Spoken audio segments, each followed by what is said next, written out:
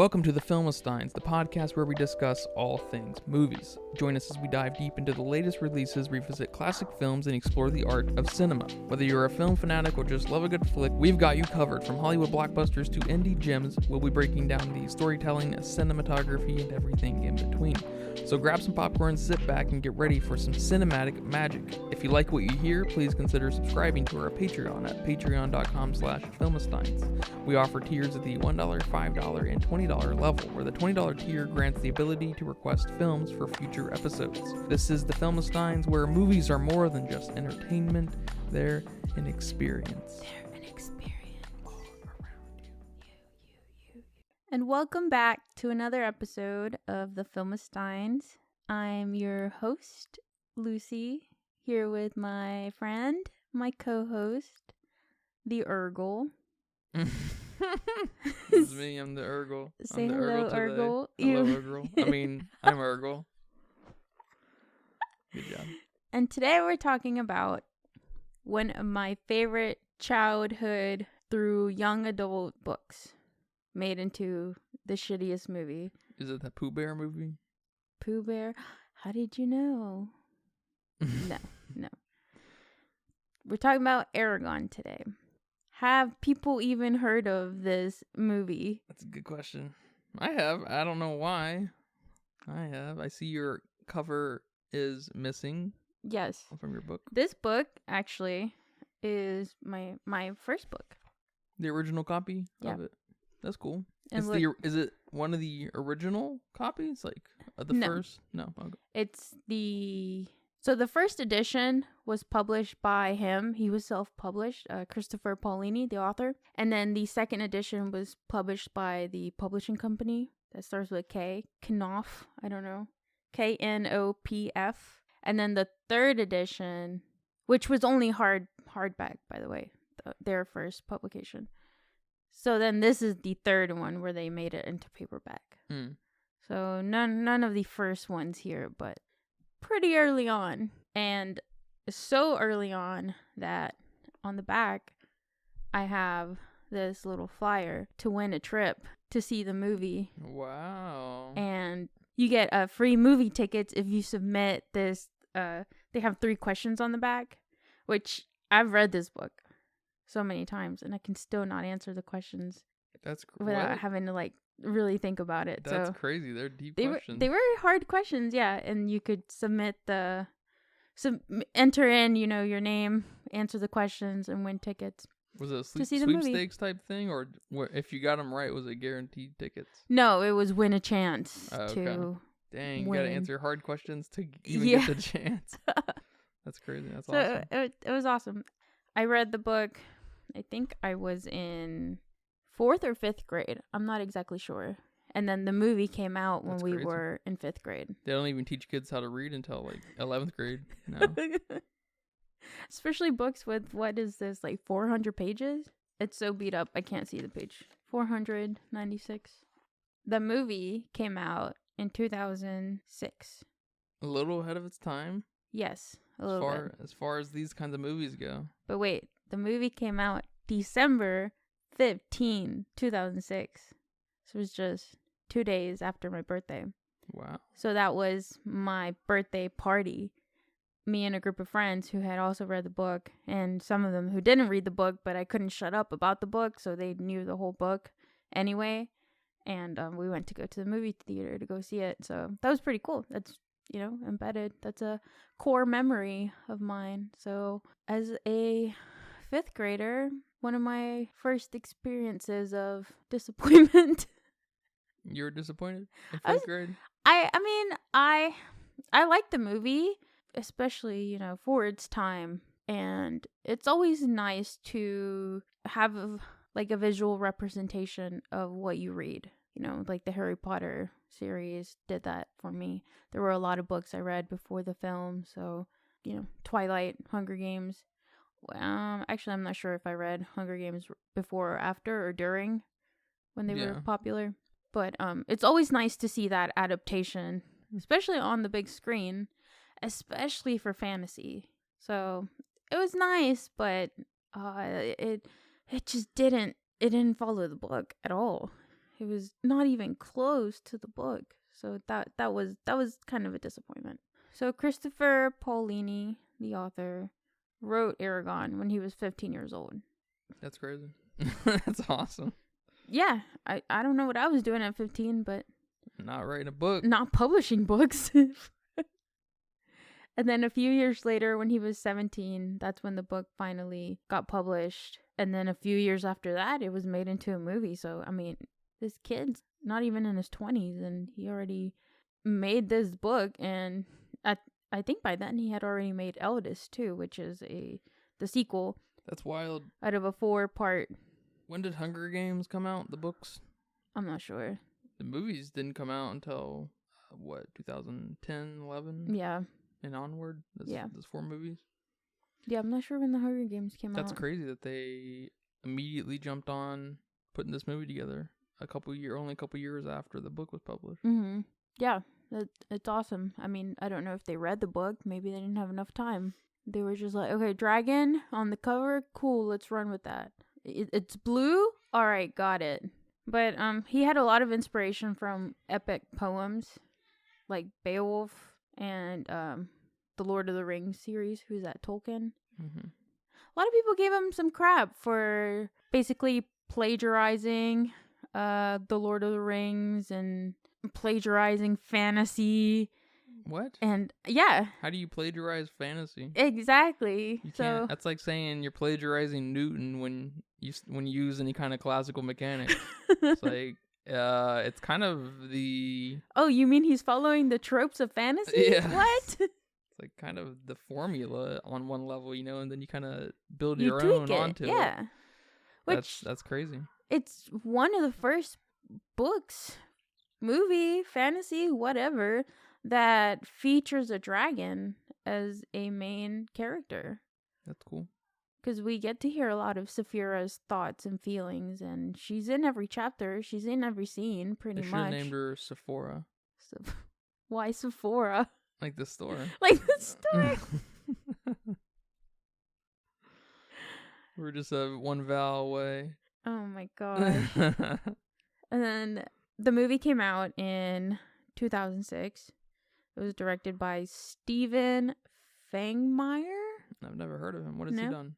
Okay, so this is actually his debut movie. Feature-length film? Yeah. Before that, he did visual effects. And then after Eragon, he did visual effects. So I think it's his only film, if I did my research correctly, that he directed. Everything else he's been a part of. That's cool that he tried it. He must have not... If I had to guess, this movie probably did pretty well. I haven't looked into it.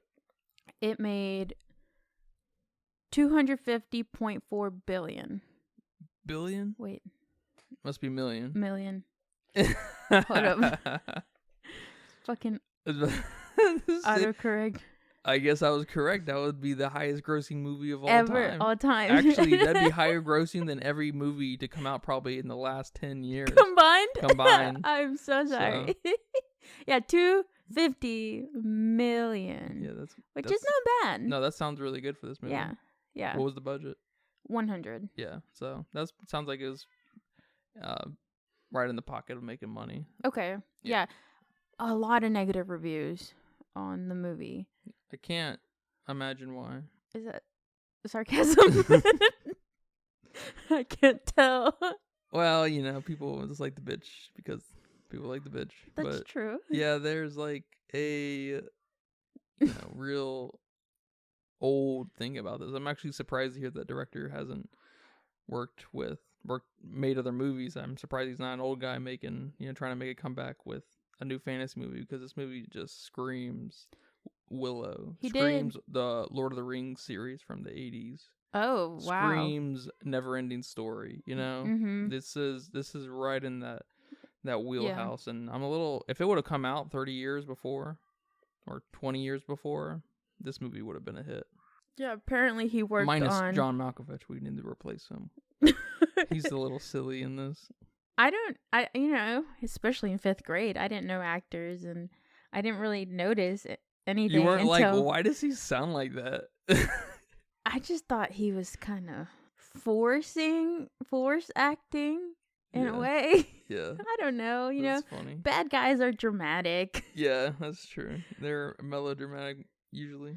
But the director helped on the visual effects of the last. No, how many seasons are in Game of Thrones?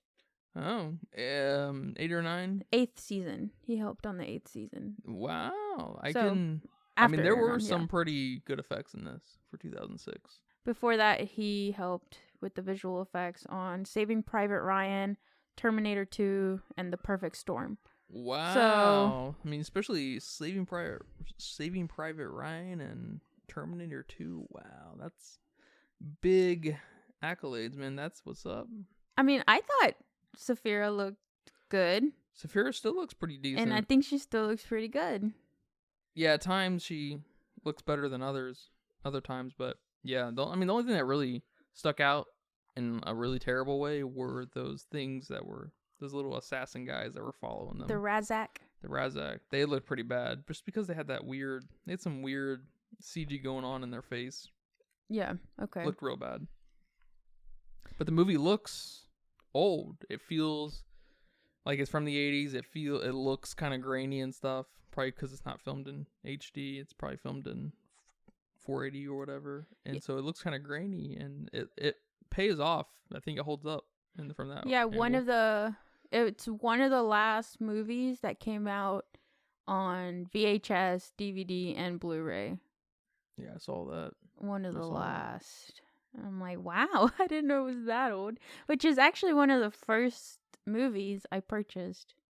Yeah, you know what else was of the last few months? Saw 2. Really? Yeah. Holy crap. And then the very last movie that come out was a movie called The History of Violence by David Cronenberg.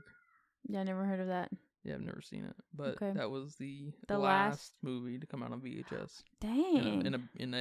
In a like mass release kind of way. Because I'm sure there is occasionally, because in the video game world there are these companies who make like old school cartridges for the Game Boy or the NES or Sega system, and they release like new games that are made in an old 8-bit 16-bit way, right? Mm-hmm. Some of these indie games that can fit on the cartridges, they release them on the cartridges in limited supply. They make 1,000 of them, and then that's it. But they, I'm sure that same thing happens in the DVD VHS world too. Yeah. I'm not sure though. Yeah, I wouldn't know, but that'd be cool if it is. Yeah, it's funny they didn't go with a banger, like go out with a bang. Maybe they did, and I'm not giving that movie enough credit here, but David Cronenberg, that's kind of cool. He's kind of an important person in the landscape of movies. He's real big. He's real important to the practical effects and body horror side of filmmaking. Mm. That probably could have happened if they planned it in some way, but by 2006, I imagine VHS was just hanging on for for its life. It had been dead for it had been a vegetable already for probably 7 years at that point, or at least since the PS2 came out. Oh my gosh. What, 1999 in Japan, I think. Sure. Yeah, I have no idea. So what do you want to tell me about in this movie? I'll have to say off the top that this movie was infinitely better than Ender's Game. Yes. And I was a little bit surprised because I've heard of Eragon. Don't know why, don't know where, because I'm not a fantasy reader of any kind. And like before you met me, you'd heard of it? Yeah. Okay. And I'd never seen the movie. Mm-hmm. I knew there was a movie, but I knew the book was pretty big. Not Harry Potter big, but maybe at the time Game of Thrones big. Maybe not. Maybe Game of Thrones was even smaller at the time. But it was, this thing. I knew Eragon before Hunger Games. I'm like, Hunger Games was a book series? I knew Eragon before Twilight. Yeah. I think. Okay. Pretty sure. I'm not sure when Twilight the first came out, but I'm pretty sure I knew about Eragon before that even. Not sure why, but this movie never popped up in my life for me to watch. Because if it was on TV, I would have watched it. Yeah. Would have watched it. Because I'm like, oh, what is this? How bad can this be? Yeah, it was a very popular book for a lot of kids our age, coming out in 2002, I think it came out. So that's right on our age group for young readers. So I'm not surprised you haven't heard of it, but I am surprised that you never saw the movie, especially if it came to theater. That's got to be something if your movie's coming to theater. No, that's all. Yeah, that's a big deal. So especially, I mean, yeah, it's a huge deal. That's awesome. A lot of great, indie movies, RRR, didn't come to American theaters, Mm-hmm. So, not that RRR is indie by any stretch of the imagination, but, it is in my like imagination. Sisu, or whatever, however you say that film we're going to watch, I think it's about basically the Polish, I think it's Polish, I think it's revolves around this prospector who is trying to be taken advantage of by Nazis, and they then realize that he's basically John Wick, and so he's gonna murder everybody. He kills Hitler, I hear. And I don't know about that. Shit. I don't know about that. Okay. But that didn't go to theaters, or very many at least. I hear that didn't go out here in the Memphis greater area. So, and then Eragon probably. I mean, I would assume it got a total U.S. release and pretty much at all your major theaters. Yeah, I think it did. Yeah, that's sick. That's awesome. I hope he benefited from that. What's his name? The author? Yeah, Christopher Paolini. Yeah, he must be Italian. I don't know about that. Christopher Paolini. But his dad probably owns a pizza shop called Paolini's in New York. Or Chicago. Either one. It does. Not Chicago. I meant, what's the one in Ohio? The place, Cleveland. Oh. They got a big Italian population there. What were you gonna say? Sorry. They have a big Italian population in Cleveland. What? Huge American Italians, like of that. Still. Kind of that vein of the New York Italian. Yeah. Huge. Okay. All right. Yeah. How we have like. Your chain restaurants out here. You have your Wendy's and Burger Kings, and like every other store, fast food store or a restaurant store is one of those. A McDonald's, a Taco Bell, a KFC. Every other restaurant store in Cleveland is an Italian store. Is a Paolini's is it a pizzeria? Paolini's? And it could either be a pizza place or a pasta place or a like Italian bakery where they got your what are those called? Those little croissants. Croissants. No, those little things they film. They're little bakery goods that you fill up with like chocolate or eclairs. Kinda. It's like an Italian eclair, I guess. The scones. No, not the scones. What is it? Cannolis. The cannoli. Cannoli. You get your cannolis and your Italian ice cream, and so every other place in Cleveland is Italian, an Italian restaurant of some sort. That's cool. I would never guess that. But back to the movie, it got a score of 1.7 on Letterboxd. I don't know if you managed to pull it up on there. Yeah, I did, and I was like, that's way too low. This movie should be a 2.5 average or something like that. Maybe 2.7, between 2.5 and 2.8 max, 2.8 max. And that's way too low. Yeah, I was really interested in your perspective because I've read the books, reread the books. I've watched that movie so many times. So I'm a little, what do you call that when you've done something so many times you don't know how to feel about it sometimes? You're kind of nose blind to it. Yeah, exactly. I'm kind of nose blind to it. You've got this weird element of biasy where it's just so ingrained it's hard to criticize, right? Mm-hmm. Is that what you're saying? Yes. Yeah, I get that. So I'm excited for your perspective on, so for you to say that, it's not a 1.7, it's not be 1.7. At least a little bit higher, at least 1 point higher from what you're saying. I mean, the worst part of this movie is John Malkovich. Why so much hate against John? I love John Malkovich. He's just totally unnecessary in this movie. It makes no sense. He's like a Nick Cage sort of, it's like he is a very specific mold. John Malkovich doesn't play other characters. He plays John Malkovich, He's not as crazy as Nick Cage or anything, but you can't cast this mega Brooklyn dude that's ready to fucking just yell at people and Like, you just, as a evil king, you know? Yeah.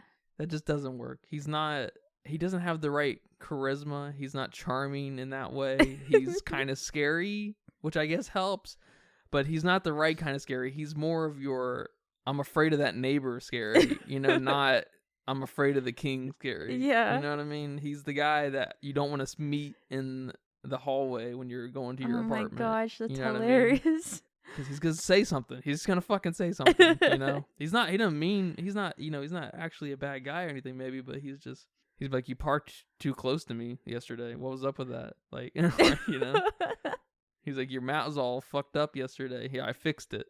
You're welcome. You're welcome. You know, I can just see him being like that. That's funny. And he also always kills people in his movies, I guess, too, in some way. I feel like he's pretty brutal, which is cool because, you know, it fits his attitude. Yeah. But yeah, I thought he was a little silly as a pick in this. But yeah, the score is incredibly too low. I can't remember what Ender's Game was, but it's probably pretty close. But I did notice that the bar graph is a little telling. 2.7 for Ender's Game. See, that doesn't make any sense. This movie's much better than Ender's Game. Ender's Game is grade A garbage. It's a good case study of how not to make a movie. If I was running a class, which I'd love to run a college class on bad movies, I think that'd be super cool. Like a whole, like, it's, you know, how like when you're in high school you take English every year. Mm-hmm. That's something you do in film school. That would be cool if it was something you did in film school. Every single year you took a class on, you know, bad movies 1, bad movies 2, bad movies 3, bad movies 4. That'd be sick. And this would be a movie I'd definitely include in that. Ender's Game would be. This wouldn't be anywhere near any of my classes anywhere. It's just a vanilla, mostly safe movie, not going anywhere, you know. It's got some questionable things here and there, but like any other generic movie. So that's completely unwarranted. And you'll probably notice, I think on Ender's Game, it's definitely completely slanted one way.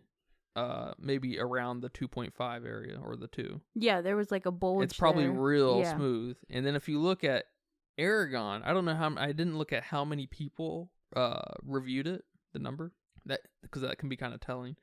But something tells me, of course, there's probably no 4s, 4.5s, and 5s on Eragon. Yeah, I don't know how to see that. Yeah, so virtually there are what you'd expect, no 4, 4.5s, 5s for Eragon. And probably true for Ender's Game too. But if you look at it, you'll see that the bar graph is not smooth. Mm-hmm. Right? And that's over 100,000 reviews. So this is a really good study of, or survey of how people feel. And, you know, your in quotes, your biases are going to get in the way of it wasn't what I imagined, and there, you know, it's just the direction of the movie is, you know, it's not quite, I assume we're going to get into it. It's not it's really not that much of an adaptation. They take a lot of liberties. A lot. With where they go. Yes. Which you can't, you can, of course, that's a mark against it. Of course, it's an Eragon movie, but it's also hard to combine those two graphs. And so that's what you're seeing here, is you're seeing that noise kind of pop out here. And so what you'll probably notice is if you ignore that, you know what I mean by those two bar graphs combining. We've got the people who are obsessed with the book and they wanted a proper adaptation of the book, whatever that means. Maybe in the vein of Hunger Games or Harry Potter. I don't know. Right? I don't know if Hunger Games is that similar. But then we've got the people who just watched the movie and aren't really familiar with the source material. And that's probably where you see this 2.5 kind of floating. Mm-hmm. That's what I would imagine. And so I'm going to give you your phone back so you can see it. But you can kind of literally see the two graphs combined right there because there's just those two demographics. It's not that divisive. And so I think that's often what happened. And it's why, you know, it's kind of interesting to look at bar graphs like that, which I really like about Letterboxd, is the visual representation they kind of show you there. It's because you can kind of see the smoothness of both the two graphs, but when they combine them, it disrupts them a little bit. And you can easily tell which group of people are which, because of course the people who are most passionate about Eragon are going to give it the lowest score, right? Right. So, and Ender's Game is so bad across the board for everybody that it just confuses me why it's so high. I remember reading that people like some of the effects or something in it. I don't know, but that movie, you know, I say this about the bar graph and the amount of people reviewing it and stuff, but it still doesn't negate the weirdness that happens when it comes to reviewing movies or video games or books or whatever, because it's things get weirdly skewed and distorted in weird ways. Just anyways, so but I can kind of see the divisiveness there. It's not a smooth graph. Yeah, so that's my first thing I'm always going to look at when it comes to like a bar graph is how smooth it is. And when it's not smooth, I'm like, something's going, it piques my interest quite a bit, right? Actually, because if there's a movie called Southland Tales, I think, and if you look that up on Letterboxd, you don't need to, but every single bar is like level.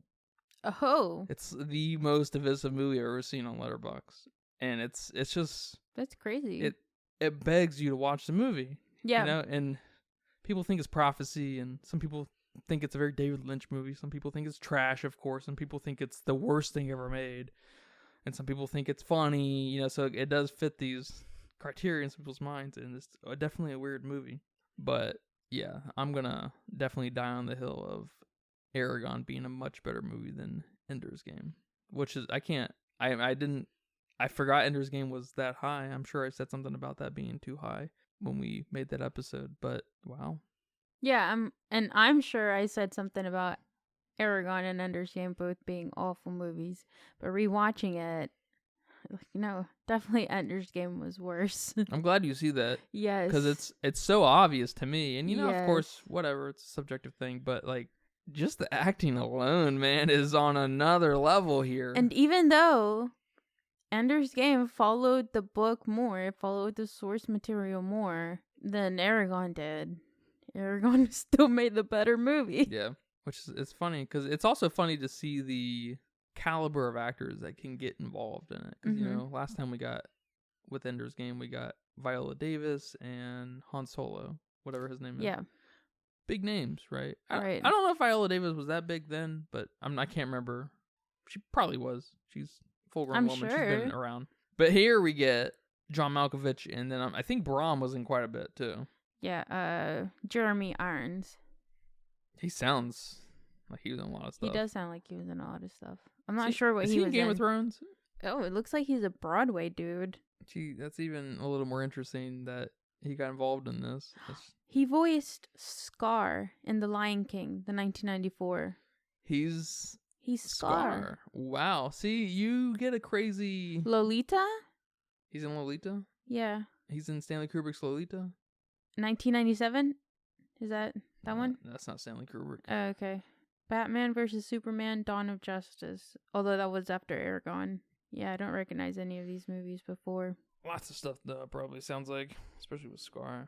Yeah, it's kind of interesting, the group of people we can get in these projects, even at the time, because now, yeah, of course, especially after we're in like kind of the post-Marvel era, I would say. I think Marvel's probably on the out. If I had to guess, I'd wager in the next 10 years we won't see our Marvel movie made again for a while, or at least not in the Disney sense. Yeah. I think maybe probably here in 5 years we'll see the end of the at the rate they're coming out, and maybe DC's gonna take up that mantle. I don't know. I don't think so. I think superheroes are done, but it's kind of interesting that they would get involved in something like that pre the nerd thing happening now. Yeah, I agree with you there. So what are some of the differences, man? Well, before we get into that, I do have some news, which is why I asked you not to look into this. Oh. And hopefully you haven't come across it. You ready for this? Yeah. An Eragon series is coming to Disney Plus. Okay. Yeah, it was just announced less than a year ago. Oh, I didn't know that. So it's very, very early, the earliest stages. But although nothing has been confirmed, Christopher Paolini is going to be a co-writer. Yeah, well, that's for good. the series. I think he was a co-writer in the movie too. I didn't see anything on it. He was credited on Letterboxd. Okay, but I'm not sure. I'm not sure either. Yeah, I don't know if that just was an etiquette situation or not, but it's sometimes hard to know. I saw him go live to announce. Well, I didn't see him go live because I just looked it up. I saw when he went live that he was excited talking about it, and he was like, now we're getting the Eragon adaptation we all deserve. Yes. Yeah. That's good. And he's going to be involved. And he's going to be involved, although I don't know how Disney works. Nothing's been officially confirmed. Yeah, Disney, we'll see. Yeah, we'll see. So, maybe in 2025 we'll have an Eragon series, and I'm kind of excited, but I can't get my hopes up. Yeah, 2025? Yeah. What they said? They said late 2024, maybe early 2025. I mean, that's a good sign, that time. And they announced it a year ago? Yeah, about a year ago. That's a good sign. Less than a year ago. That's a good sign. But yeah, I hope J.K. Rowling is involved in the Harry Potter HBO show. I mean, I hope she is too. But at the same time, you have so many Harry Potter nerds. So many people that have read and reread the books and have come up with their own theories and their own fandom that I wouldn't be too mad if some of those people got involved with the project. So I mean, yeah, and it's hard to know how much filming chops she really has, because she was deeply involved in Harry Potter, but she's also deeply involved in Fantastic Beasts, and they're on polar opposites. Yes, agreed. Of quality.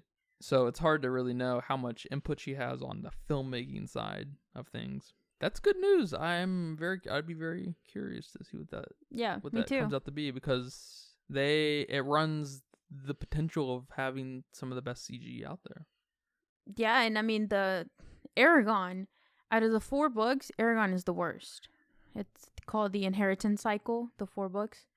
So out of the Inheritance Cycle, Eragon's the worst book. It's also the smallest book. It's got the least amount of detail. So if they're going to take it as far as Inheritance, which is the last book, that'd be awesome. That'd be so awesome. So I hope I hope they do well. I hope they have the capabilities to make some of that stuff look real cool, Yeah, they definitely do. Yeah. I mean, hopefully it'll be at the start of something kind of serious with Disney, and taking what I mean is taking its products a little more serious and giving them a little more TLC, and not shoving them out the door. Yeah. Like with Marvel and the Star Wars. Yeah. And a lot of pretty much everything that's coming to Disney Plus right now. So I know there have been some hits. I think Mandalorian is a hit. I think I didn't watch it.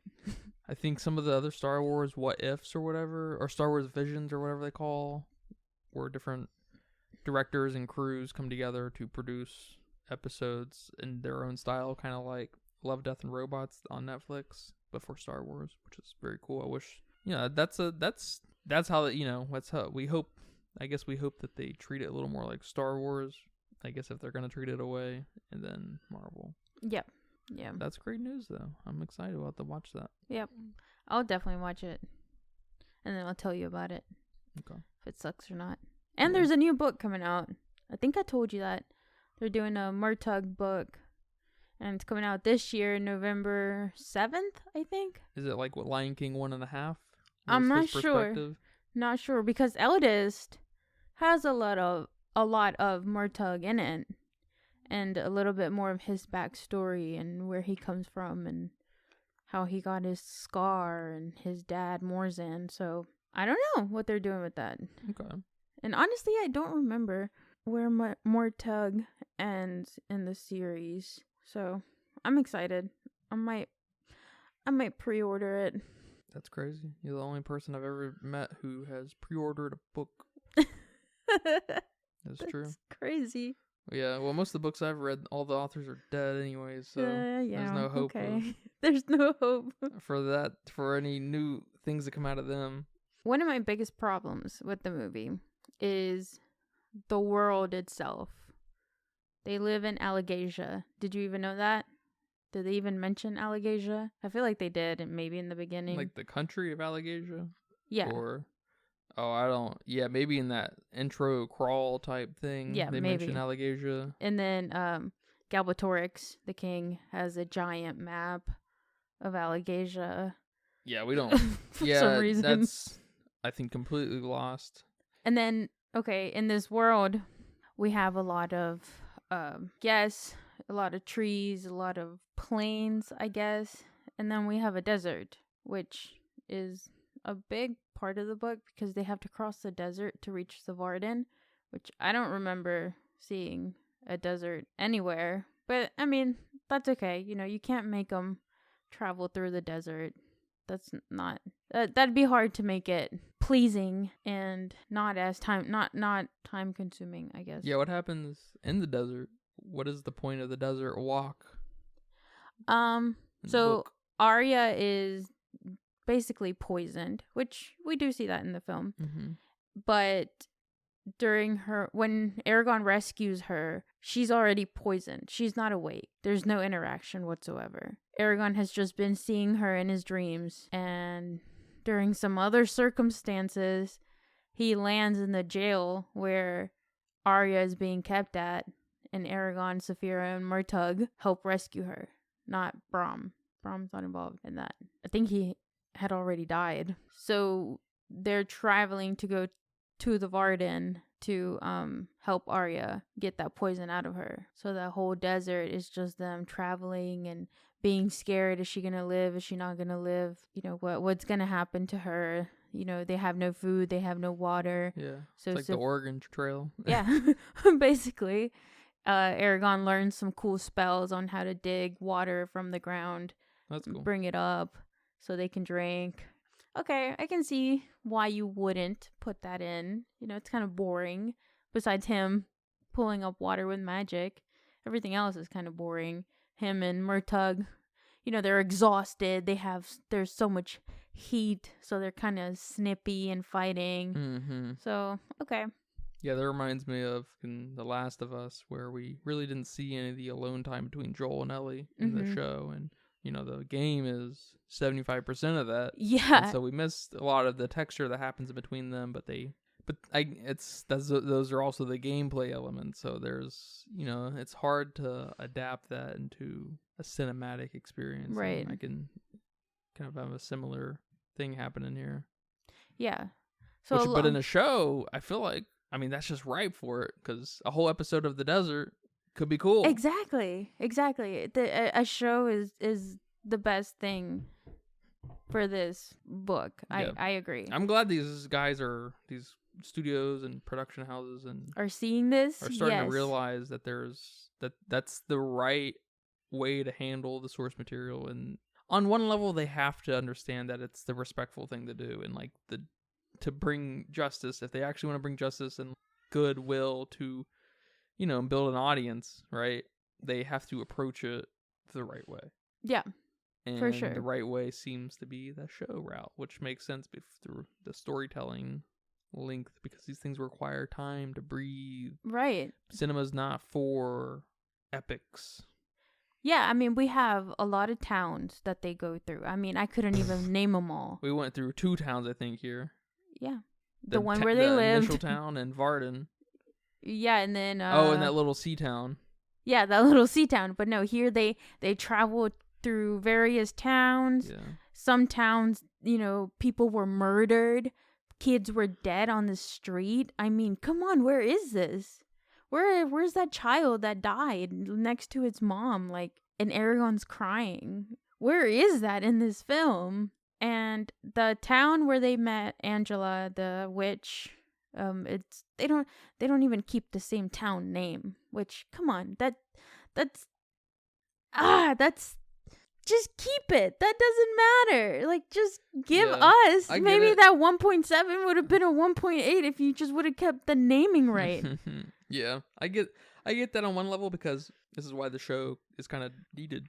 When you introduce all these weird names, things just get crazy confusing crazy fast, and that's when, you know, that doesn't happen in a book, because, you know, books are many pages long, and you're seeing the names over. You're literally seeing the names over and over again, you know, for the towns and the people and stuff, and then it gets. I can see studios and Paramounts and your Disneys wanting to navigate around that to not turn people off, or so they thought. I think Game of Thrones has really knocked that down for a lot of people. Yeah, and so we'll. And come on, we have subtitles now.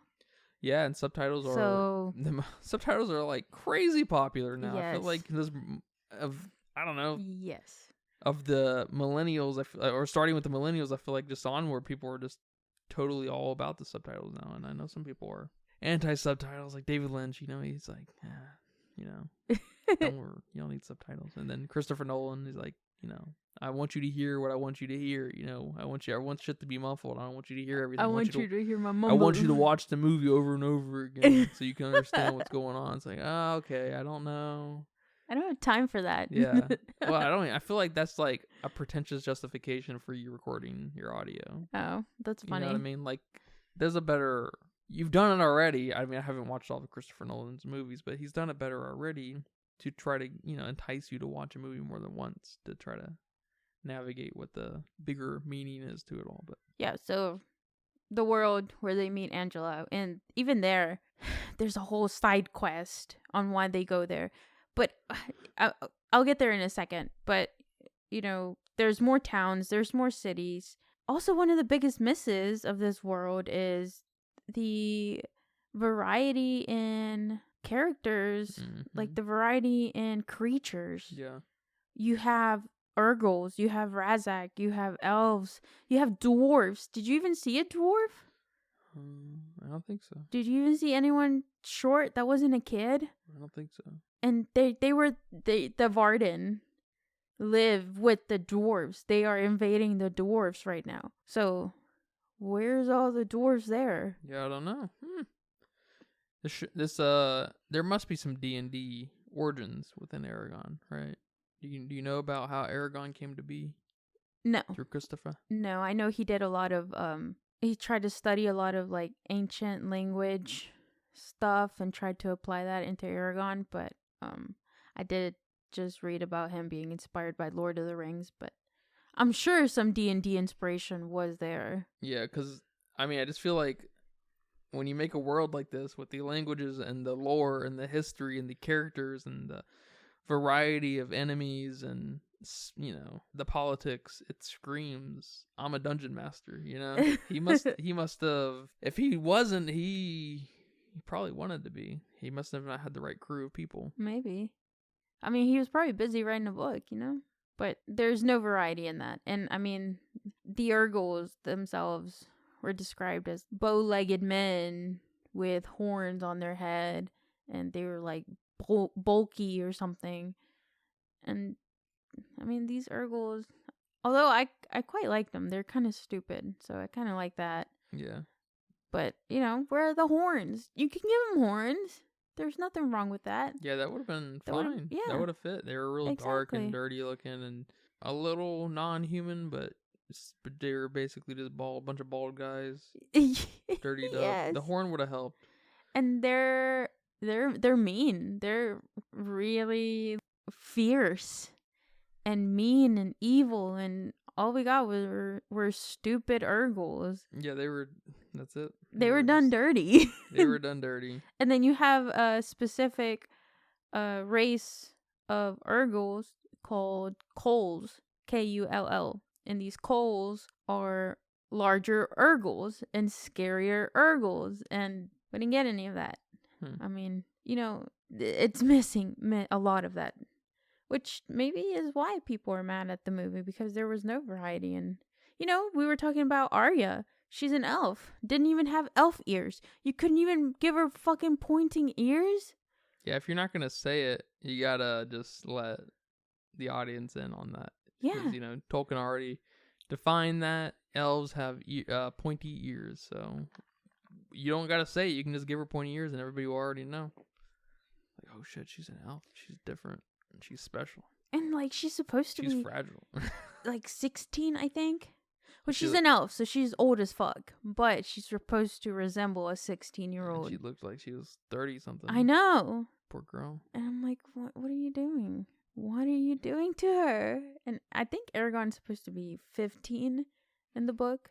Yeah. And they made him 17 in the movie, so that's not too big of a deal, I guess.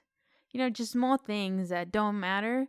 Just give it to us. So besides the world, another big misadaptation, I don't know what you want to call it, but the reason why Eragon leaves Carvajal after his uncle dies is to avenge him. He wants to go find the Razak. So that's why they travel from town to town looking for them. And they come across some like oil, only very specific oil that the Razak carry. And they're like, okay, great, this is a clue. So they go to the town where that oil is sold, or where they have the records where that oil is sold.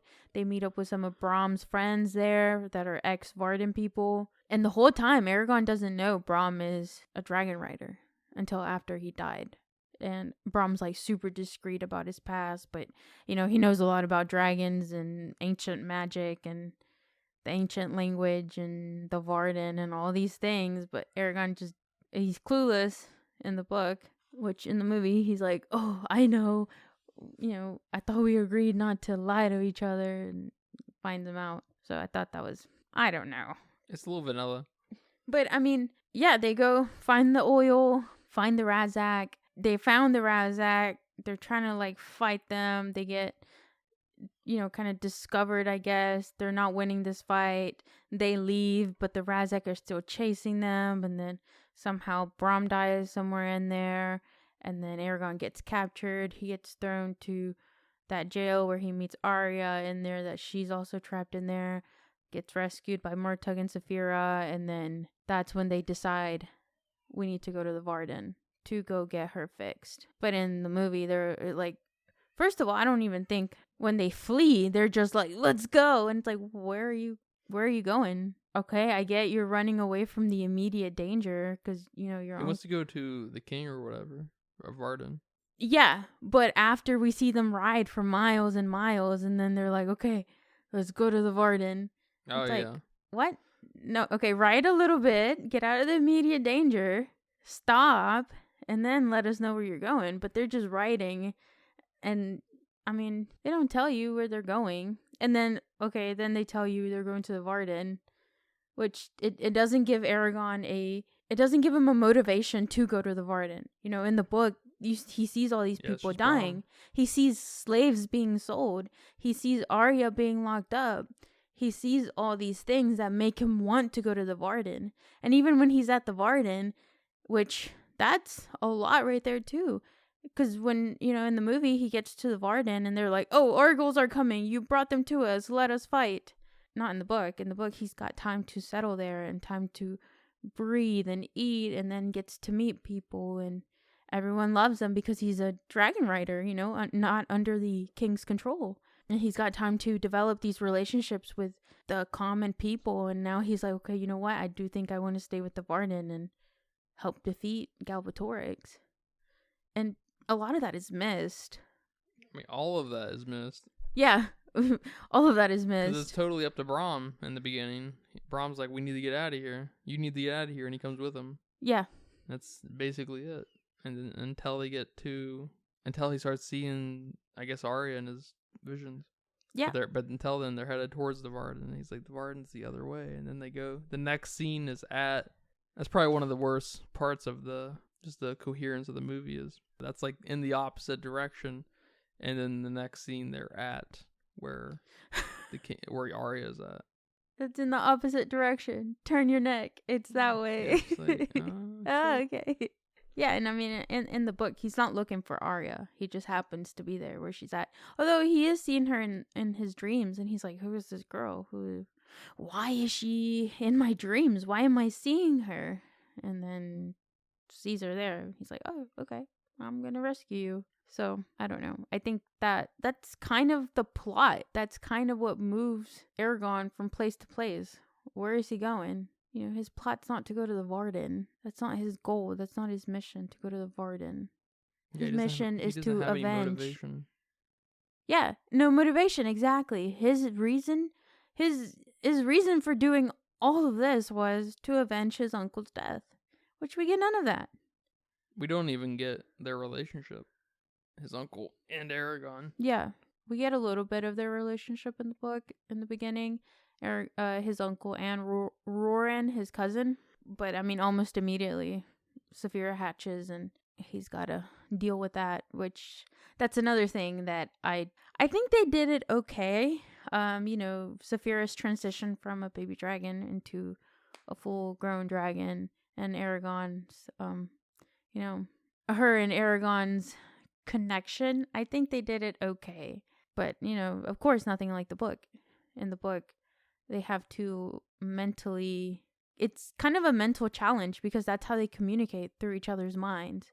So Eragon has to learn to have someone present in his mind at all times, which is weird for him. And then on top of that, Saphira's a dragon. She doesn't grow up learning English. So now Eragon has this child dragon that he's got to teach to read, or not to read. He's got to teach to communicate. He's got to teach the dragon words in English and the feelings and what they mean. So that whole development, just it takes time, which I understand. You don't have that time in a movie to develop it. Instead, you just throw Saphira in the sky, give a few thunderbolts, and boom, she's a full mature dragon. Which, it's like, okay, all right. I guess you can do Saphira like that. She evolved. She did. She went from a Charmeleon to a Charizard. Yeah, I could see that being introducing the town, him and his relationship to his cousin and his uncle, and finding the egg, and it may be hatching, and that's just kind of weird in all of the first episode. And the second episode is about him connecting with Saphira and maybe finding Braum, and then things start to go awry, and then they leave at the end of that episode. And the third episode is the first bits of travel. Probably the next few episodes are bits of travel. Yeah. And I mean, there's his cousin. He's in love with this girl named Katrina, and she is the butcher. You remember the butcher, Sloane? The one that wouldn't give him meat for the egg? Yeah. For the stone? That's funny.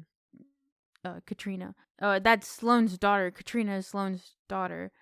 And, her and Roran are hooking up. And that's why he leaves in the book. Not because he won't be... He's gonna get drafted, maybe. Yeah, no. He leaves because he needs money so he can marry her. And Roran and Katrina are a huge part in Eldest, the next book. So, I don't know. If they wanted a sequel of this movie, I don't know why they didn't make Roran at least have that goal. You're not going to keep him long in the film. Okay, that's fine. At least give him a reason to be who he is in the next book. Because in the next book, it's a perspective switch between Eragon and Roran. We get both worlds. Yeah. Pretty much. So, I mean, I don't know. You could have developed Roran a little bit more, especially if you were thinking long thoughts here. Another thing I had an issue with was these they're not flashbacks, just these scenes with Galbatorix, which we get nothing of Galbatorix in the books. All you know is he's a king. That's all you know. And he's an ex-dragon rider, or he's a dragon rider who killed all the other dragon riders so he could be the sole dragon rider. And that's pretty much it. So it was a bit silly seeing him in the film. Like, who's that? Oh, Galbatorix. Okay, why is he here? This is just Eragon's story. This is just Eragon and Braum, and then Eragon and Martug, and then Eragon and the Varden. You don't see anybody. You see the Shade. Yeah, you do read about the Shade and how Eragon kills the Shade. Do you know that the Shade are sent by that guy? That long-haired guy, Darius. What long-haired guy? The long-haired guy, the wizard. The redhead? Yeah. That's the Shade. But he's like the leader of the Shades. No, the other dudes are the Razak and the Urgles. Oh, he's just a Shade. He is a Shade. Oh, okay. What's his name? Durza. Yeah, well, he sends the Razak out. Yeah, which I don't know if that's... Yeah, I think everyone's just under Galbatorix's control. Durza's just there to torture Arya and to fight with Eragon in a lot of scenes. In a lot of... So he's not after Eragon? He's after the Varden. But they do want to kill Eragon. They don't... Okay. They don't want to kill Eragon because there's the potential that Eragon might not want to be with the Varden, and then they can convince him to go to Galbatorix's side. So they don't want to kill Eragon. That's not the goal here. We want him to have a choice. When he refuses us, then we'll kill him. But right now, Eragon's safe. So he's not really after Eragon, but he's after Arya. He's after everyone else around Eragon. And Brom? Yeah. He's after Brom, too? He's after Brom. Brom's actually a fucking legend, and you don't find that out until pretty much the last book. And you find out all these secrets about Brom and who he was and what he did and all this crazy stuff. I remember reading that book and just being like jaw dropped to the floor. So, yeah, Brom's got a big history, which hopefully, this Disney Plus series. Yeah, hopefully. I wonder if this is going to be Disney's, like, champion to take on the HBO Harry Potter show. That'd be cool as shit, wouldn't it? That'd be if awesome. If you have, like, these two super high quality, fantasy shows from different eras and, of course, different universes, but that'd be sick. I have high hopes for it. There's characters that are missing from the film that should have been in there. There's these evil twins, which we don't find out they're evil until later on. But there's these twins who try to torture Eragon and invade his mind. And they try to get Murtagh too, but, he was like, no, I'm not letting you in my mind. I'm not letting you in to get to know me. And they lock him up. Although Eragon did know he was Morzan's son, like, way before. Murtagh didn't do him dirty like that. He told him way before. He was like, hey, this is why I don't want to go to the Varden. I will help you get there, but then once we get there, I'm done. But they didn't have the chance to do that because the Urgels were there. So, Murtagh came. And then when the battle came, they actually let Murtagh free. And they were like, hey, we're going to give you a chance to prove yourself that you're on our side. So he's like, cool. And then he killed a bunch of Urgels. And they're like, all right, this guy's cool. So, They didn't like him for the same reason? Because of his father? Yeah. For the same reason. They didn't trust him. I don't know if that's the same thing as but they didn't trust him because of his father. And then when they asked, we're going to read your mind to build that trust, because apparently that's how you build trust here. You have to let them into your mind. He's like, no, my mind is like the most precious thing I have. I'm not letting you in there. It's the most valuable thing that is only mine and mine only. So of course, I'm not letting you in my mind. And Eragon's like, here are my thoughts. Read them. I don't care. Just let me in here. Please save Arya. So that's pretty much why they locked him up. And I guess the last thing we can cover is the end. How just dirty they did the end. You would think that they set it up for a sequel, but I don't know what sequel they set it up to. Definitely not Eldest. Definitely not Brazinger or Inheritance. Maybe Eragon 2. Part 2, yeah. Yeah. They definitely set it up like John Malkovich was going to come. Yes. Come get Eragon or whatever. Which, no. So Eragon ends with they win. They defeat the Urgels. And it's 3 days after the battle. And they're still because the battle took place in the tunnels. So it was underground. It was an underground battle, which I don't think we got that in the film. But it was an underground battle in the tunnels, and the Ahijad, I think I'm pronouncing his name right. He's the leader of the Varden, the black dude. And then Murtagh, the twins, and then a couple of other miscellaneous characters are going through all the tunnels, making sure there's no Urgels left, while Eragon and Saphira are recovering. And during one of their tunnel search, I don't know. Expedition? Yeah, one of their expedition in the tunnels, they found some rogue, quote unquote, rogue Urgels. And they kill Ahijad. And they take the twins and they take Murtagh. And they kill everyone else. And Ahijad managed to kill some of the Urgels, but the others got taken. And now there's no leader of the Varden. So the book ends with, who's going to be our next leader? Is it the next in line? Is it Eragon? Is it Arya? Which she can't be because she's an elf. But, who is? Also, when Eragon beat up that shade, when he killed him, when he killed the shade, he hurt his back, like, pretty bad. So he's kind of crippled. And he's, he can't bend down without having, like, a sharp stab of pain in his back. So he's crippled. Like, how is he gonna be a dragon rider? And how is he gonna fight? How are there 3 more books when this dude's a fucking cripple? And then he has this dream of this, like, wise dude. I don't know. He's got the ancient name that I can't pronounce.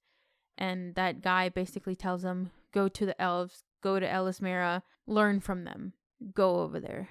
So that's what he's gonna set out to do. Which in the film, it's like, hey Arya, hey Eragon, what are you doing? How are you? Oh, I'm good. Where are you going? I'm going to Elismera. Where are you going? I don't know. Wherever me and Saphira decide to go. All right, cool. See ya. Good thing you're walking straight. Like, what?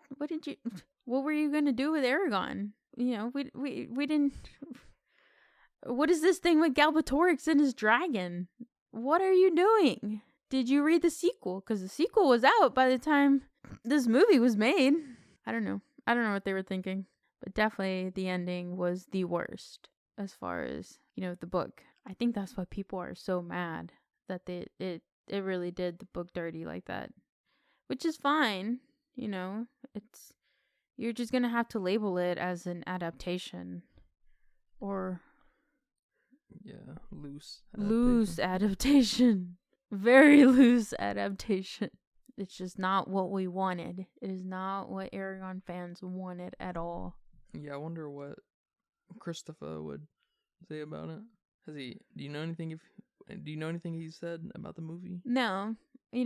Besides his little comment saying... yeah, he's probably just grateful that you got that $10 million check or whatever. Maybe not that much, but... shit, less than 20-year-old getting that much money, I wouldn't be mad. I'd be hyping that movie. They probably gave him $100,000. Dang, that's nothing. That's nothing, yeah, for writing the movie, relative to the movie and like how it comes together and stuff. I know the writing is sort of, I don't know, top 3 most important parts of a movie. Yeah. So next to acting, next to directing, writing, directing. Some people might try to defend cinematography, but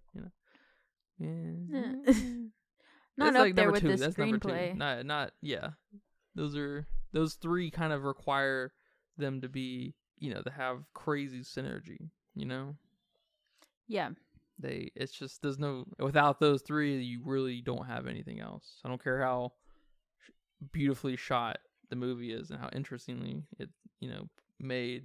When you have shit actors, shit directing, shit writing, it's... yeah. So, I mean, I did from the movie. I liked Eragon and Brahm's relationship. Yeah. I think the actors had.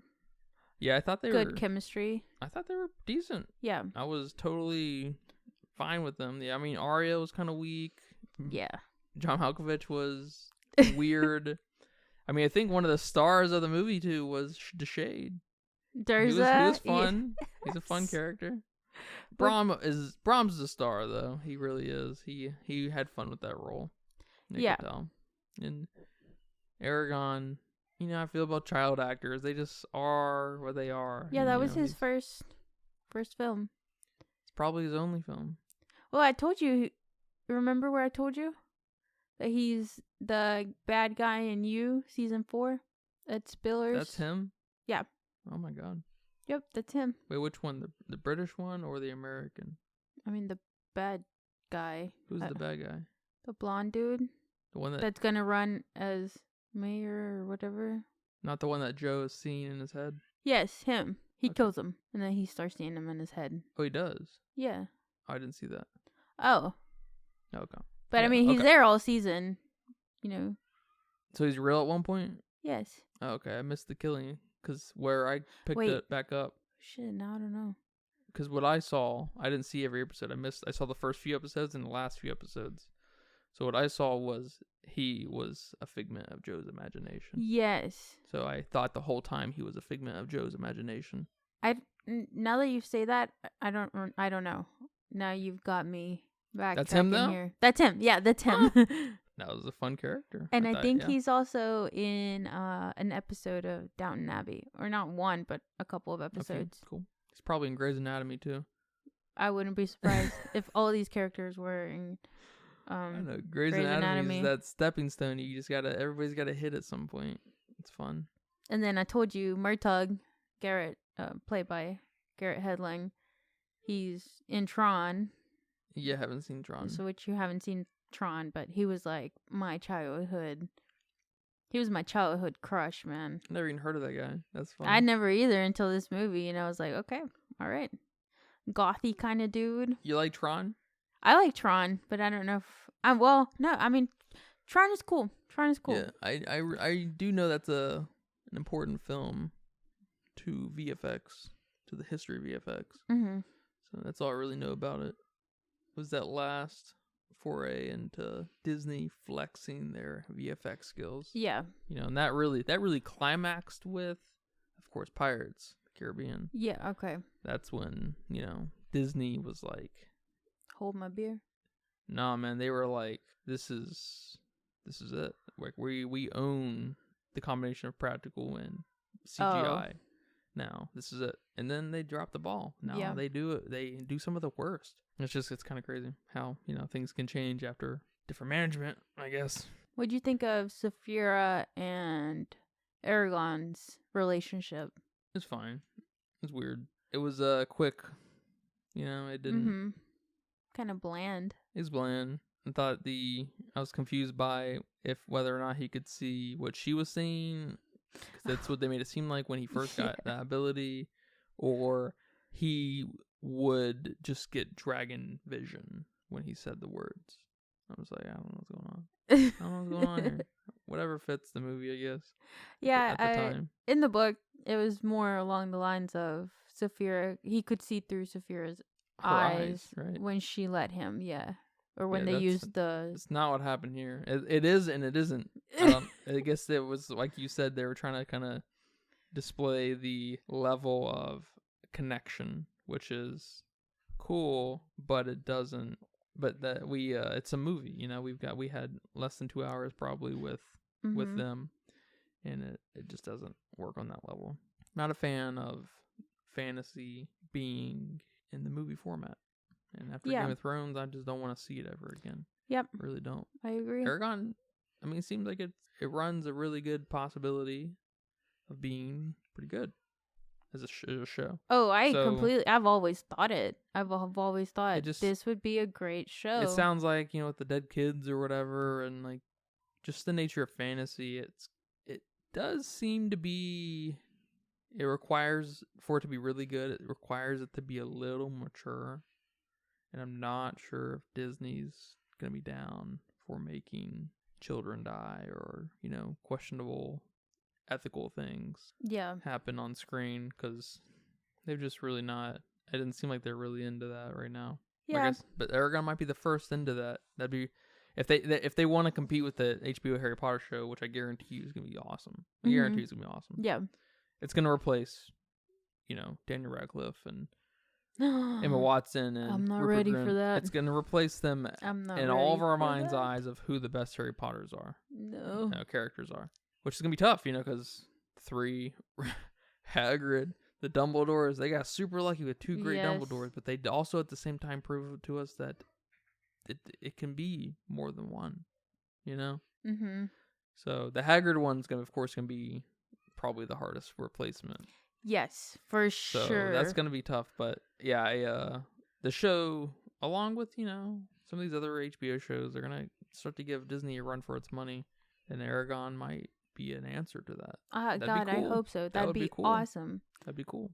Another thing about, seeing movies come to life or books come to life is the descriptions of these characters, and then seeing them on screen, and you're completely wrong or you're kind of right, but most of the time I was completely wrong. Like Brom, definitely visualized him a lot older, because he's an old guy. He's really old. And even Eragon surprised that he can do the things he does. But then again, this is back then, so, you know, we didn't live as long, so maybe it makes sense that he looks like that, and he is old. So, you know, okay. Yeah, that's fair. Arya is black-haired, really long black hair, very elvish features, very dainty, you know, so I imagine her on the smaller side with long black hair. And I mean, Roran and Eragon basically look like twins, which I don't know what that was about. Yeah, they definitely do look like twins. Okay. And I mean, the witch, Angela, completely different characteristics. There's this, Angela has this, I think they call him werecats, like werewolf, but it's a werecat, and his name is Solomon. And he's not a big part of Eragon, but that's like Saphira's friend. She befriends a werecat, which, why didn't you put him in here? I don't know. I guess he's only in like 3 parts of the book, so okay. But I think he is a little bit more involved in the series, though. But, you know, in picturing him, and he can transform into a boy. So he delivers messages to Eragon as a boy, and then he like chills out with Saphira. I mean, I don't know what I was trying to say. I hope the series does a little bit of that, keeps some of my like how I imagine these characters based off the author's words. Yeah. I hope they keep a lot of those features, because even in Harry Potter, some were hits, some were misses. I don't know. I've always thought that was interesting, that what I picture when I read is not what pops up on the screen. Yeah, it's a big challenge for these studios, casting agents and stuff, and it's you know, Harry Potter is kind of Harry Potter and Lord of the Rings, and I guess Game of Thrones at this point are those benchmarks of what that right character can do to the book character. What the right movie character can do to that book character, because now, I mean, when you read Game of Thrones and you read about Jon Snow, you're only going to see Kit Harington. Yeah. That's such a win. That's such a deep win. You know, you can go on and on about how, you know, all these things suck. I don't know about Lord of the Rings, but, you know, Harry Potter starts to suck at the end. It starts to just become gray. Thank you, whatever, John Gates, whatever your name is, for ruining the end of Harry Potter. Although it's still pretty good, but he definitely starts to take it in their bad direction. The last 4, I think, movies are, you know, they're kind of indistinguishable from one another. I wonder why. Yep. And same thing with, you know, Lord of the Rings. We, for different reasons, we lose, you know, that momentum of that early stuff. But those characters, they just nailing that is super important. But we also need that direction to kind of keep up with the writing and the actors, you know. And they can do it. Disney can do it. They got the money. They can do it. I don't know. I mean, it's hopeful that the author is going to be working with them. That's very and the timeline hopeful. seems hopeful too. I think if they're aiming for late 2024, early 2025, I think we're about to see the lowest point of Disney here in the last 10 years. I think we're about to hit that. So I think that pendulum swing back is going to be really interesting. And I think we're going to see out of Disney, I think in the next, after these next 2 years. So hopefully Eragon is the first of that and not the last of the shit. You know what I'm saying? I think after these next 2 or so years, we are going to see major hits come out of Disney because of The Last of Us, because of, you know, HBO's moves into Harry Potter and the new they have show, and then Sony's moves into working with Netflix and working with Peacock, making their shows come to life and actually making good shows. Like, we're just not getting a lot of, you know, kind of fantastical shows. A lot of the great shows are just these hyper dramatic shows and are not these shows that make you wonder, like Game of Thrones. We want to, you know, these studios want to capture that Game of Thrones magic again. You know, there's a lot of drama and politics in Game of Thrones, of course, but that magic is not anywhere to be found in shows like The Succession or Yellow Jackets, or what's another big show that's happening right now? I don't know. I'm watching Bridgerton. Yeah, that magic's not in Bridgerton. You know, Bridgerton's great. One of the best Netflix shows out there for sure. But it doesn't have that magic that, you know, Game of Thrones had, and maybe The Last of Us has on some level. You know, this kind of like, You know what I mean? Like this. I mean, like Harry Potter. Like I'm sure you the same way you feel about when you read it and stuff. It's just the breathing world of it all. Yeah, I can agree with that. I don't think we have a show like that that's on right now. The Last of Us, I think, is probably the closest we got, but it's still not on even that level. Then. Yeah, even then, it's and not it's on not. that I same don't think level. it's supposed to be. I don't think you can make it quite on that level because it's just not nearly as ambitious like Harry Potter is. Like Eragon seems like it can be. So I have hopes for Eragon. I do. I do too. I'm not exactly sure how I feel that it's going to be Disney Plus, especially after Especially after what? Especially after that comment you just made about Disney, kind of keeping it more PG than mature. So now, although Eragon doesn't have a lot of violence besides the killing of the people by the Urgles. No, not a big romance. It's not aiming for romance. It's not aiming for sex stuff. It's not aiming for vulgarity.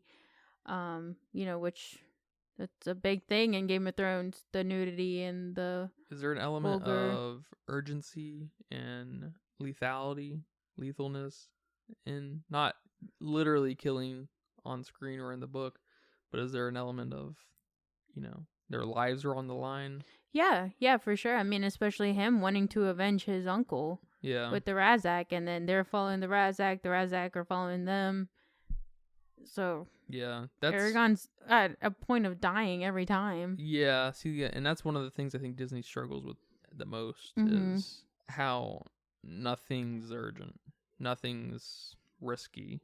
Your lives are not on the line. Everything works out at the end. Oh my gosh, everything is on the line. Yeah, so like he is the only dragon rider. Yeah. Besides Galbatorix. On top of that, he's the only dragon rider outside of the king's control. Yeah, and they need to make everyone a big deal about that. Wants him. Whether for good or bad, they want him.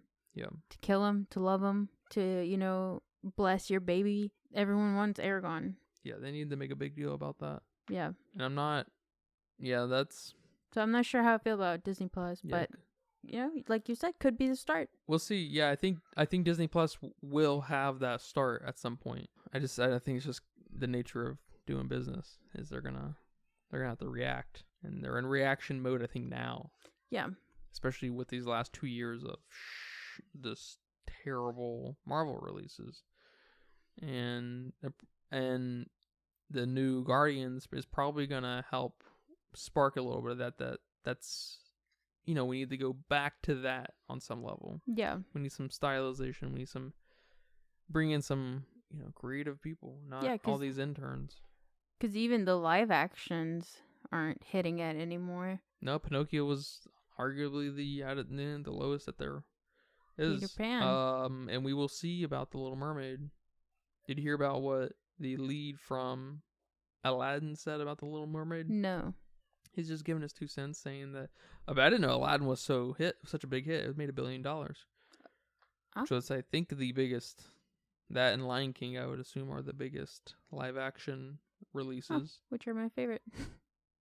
And I think easily 2 of the few better ones. There's a few better ones. There's definitely a line, Beauty and the Beast. Right. The other one, I can't remember. But the Aladdin guy said something along the lines of he doesn't. He was saying something about the projected numbers. Comparing them to what Aladdin was. Aladdin was like 1.22 million opening weekend, and they're expecting Little Mermaid to hit like 125 million opening weekend. And he says he doesn't think that's gonna happen. That's all he said. And then people were just losing their mind over it. Apparently, I don't know exactly what was being said, but he wasn't ready for the backlash, the crazy amount of backlash apparently, and he disabled his Twitter because he got all this hate. And I saw the tweet, and it's completely inoffensive. There's nothing wrong with it. He's actually saying something maybe insightful. I don't hear actors very often say something that's analytical, right? That's probably why, right there. And so, bet you he's never saying anything like that ever again in his life. Not the fucking mouse is coming to his house. Yeah. Because it's one of those funny things, because Aladdin is in that wheelhouse with Little Mermaid. the Lion King, you know, Beauty and the Beast, Hercules. These are all like right next to each other. These are the big ones, you know. So it's gonna be compared to that, I would imagine, and it's just kind of I wonder why. I don't care enough to go look, but I'm somewhat curious if you find it, and you definitely feel free to tell me what that was about. Yeah. I mean, I assume it has everything to do with that the original the remake of Aladdin is a little more true to the Aladdin, the original, and then this one is taking, you know, its liberties with whatever. I don't know. He probably knows a little bit more than the regular person, right? Maybe. I don't know. He's involved in Disney, so maybe he's got some ins. But, you know. I mean, I'll tell you just from a personal experience that I was excited to see the new Aladdin movie. I went to go see it on, you know, at the movie theater.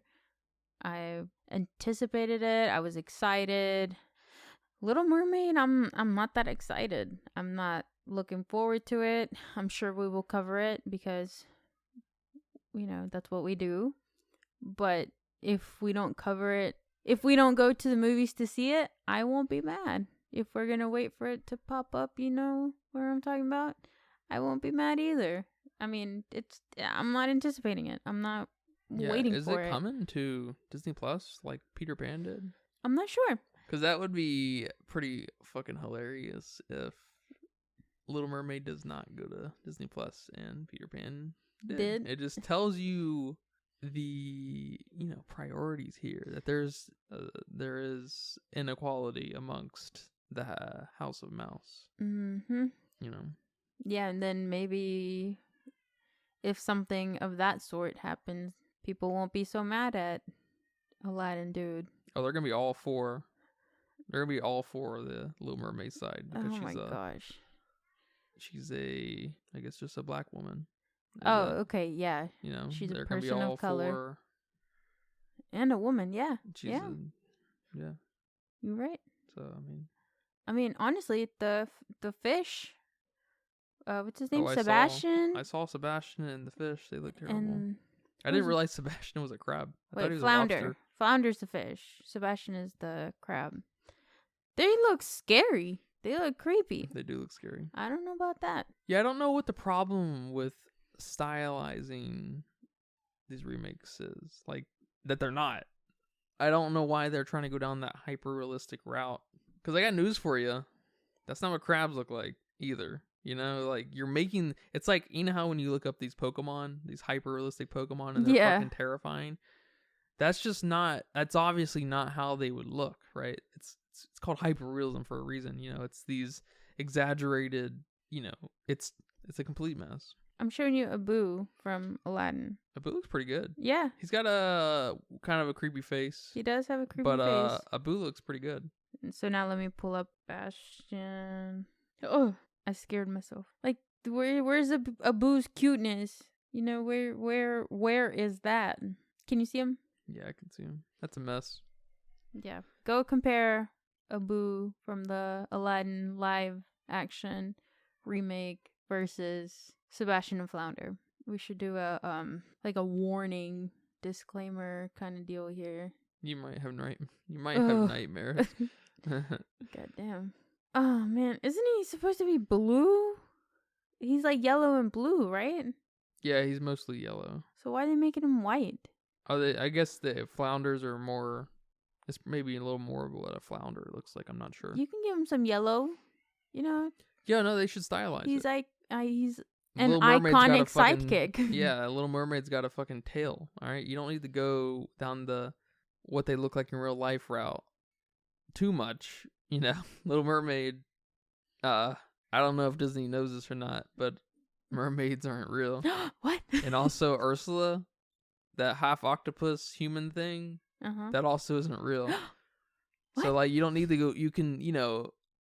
You gotta kind of embrace the style. That's why, you know, 2D animation works so well, because it, by default, by drawing it, it embraces a sense of style, right? Yeah. It's just the nature of 2D animation, 2D stuff in general, and, you know, animation especially. Yeah, I see it. That's a mess. Yeah. It's too late. They're not gonna be able to remake Aladdin. They're not going to be able to remake Beauty and the Beast for, another 50 years, 30 years maybe. This is it. This is what we got. This is what the next, 2 or 3 generations is going to have to live with. So it's, I guess fortunately the originals will always be there, and if you prefer the remakes, more power to you. That's fine. But maybe you should come on to this podcast because obviously you're a Philistine. So you can come join us. That's why I'm here. That's why you're here, because you like movies like the Garfield movie and that's a cute movie. Cats and also a cute movie. What's another one? King Kong. King Kong's fine. That's a fine movie. Big Hero 6. No, Big Hero 6 is fine. Give me another shitty movie. My shitty movies that I like. I don't know. I'm not thinking what shitty movies do I like. I'm thinking what good movies do I like. What movies do I like? You like shark movies? Oh, I love shark movies. I do too, of course. But see, this is you're in the right place. Musicals? There's some great musicals out there. Love musicals. What do you say? There's some great musicals out there. There are some great musicals out there. La La Land. No, that one sucks, actually. One of the greatest films ever made. That's one of the only ones that sucks. That's crazy. Crazy talk. All right. Thank you for watching this movie with me. I had a great time watching it. Well, thank you for letting me teach you about the world of Eragon. Yeah, I had my suspicions. It was more in the vein of Game of Thrones. Yeah. And watching this, you could see that just knowing there's source material behind all this. You could easily see that this was just nothing. It felt like the 80s romp, what you'd expect. Yeah. There would be a part over the weekend, it'd be part 1, part 2 happening on one of the 15 channels that was around in 1985, and probably not even that many. And like Willow, looks just like Willow. I don't know if you know what Willow is. It's also a Disney property now. They just had a new Willow show came out that was apparently really bad. Apparently that show was really bad. I don't know. I'm not gonna watch Disney shit unless we're covering it on the podcast. Yeah. I do want to watch the big releases that come out of Disney, minus Marvel stuff. It's too, until I know what the end of that tunnel might look like or the next tunnel might look like. It seems like it's just full of it feels like it's a little too painful to get through. It's just too much. It's like watching Bunny Man 1, 2, and 3 over and over and over again. Oh. You watch it once, you get it, and then you're done. You shouldn't watch Bunny Man more than once unless you got your friends over. You're like, oh, you want to see this shitty movie? Yep. A lot of Disney fits, a lot of Marvel fits into that, I feel like. And like I've said before, Marvel especially feels like they don't feel like, it feels like they don't respect their audience that much. They don't expect very much of them. They don't respect their intellect. They don't want them to work very hard. It's just, I guess it just is what it is. It's not for me, so I don't get into it. Yeah. So that's fine. More power to the people. Good on Guardians though, picking up some of that slack though, to prove a point that Marvel can still live. Marvel fatigue is not real. It's just the fatigue of bullshit. Bullshit fatigue and bullshit meters are off the fucking charts for people right now. And glad to see the Mario movie break $1 billion. That's cool. So I'm excited to watch more movies with you. Thank you. Thank you guys for listening to our podcast. This is the Filmsteins, the Bobo Steins. We're going to change our name to the Bobo Steins. All right. Do you have any final thoughts to tell me about Eragon today? Nope, no final thoughts. Hopefully everybody joins us in watching in, 2 years from now, the Eragon series. Yeah, I wonder what our first show is going to be that we cover. Probably season 2 of Last of Us, unless you want to cover Bridgerton. We can cover Bridgerton. We'll cover it all in one episode, or so maybe. Okay. I might want to cover the Twisted Metal show on Peacock. Okay. And then the new Harry Potter show, whatever they're calling it. It's going to be called Harry Potter. Harry Potter? I bet you it's just called Harry Potter. I wonder if they're going to go season to season is going to do what the movies did. That'd be kind of cool. Harry Potter and the Chamber of Secrets, and then the first season or 2 is the Chamber of Secrets. That'd be cool if they stick by the chapter titles too. Oh, that'd be sick. The chapter titles are pretty clever. That'd be sick. Yeah, that'd be awesome. And that's a wrap for today's episode of the Filmistines. Thanks for tuning in and joining us on our cinematic journey. We hope you enjoyed our discussion and gained some new insights and perspectives on the world of movies. Don't forget to subscribe to our podcast on your favorite platform, especially Patreon at patreon.com/Filmistines, and follow us on social media for more film-related content. We love hearing from our listeners, so if you have any feedback, suggestions, movie recommendations, or book recommendations, please feel free to reach out to us. Until next time, keep watching and keep loving the magic of movies. This is the Filmistines signing off.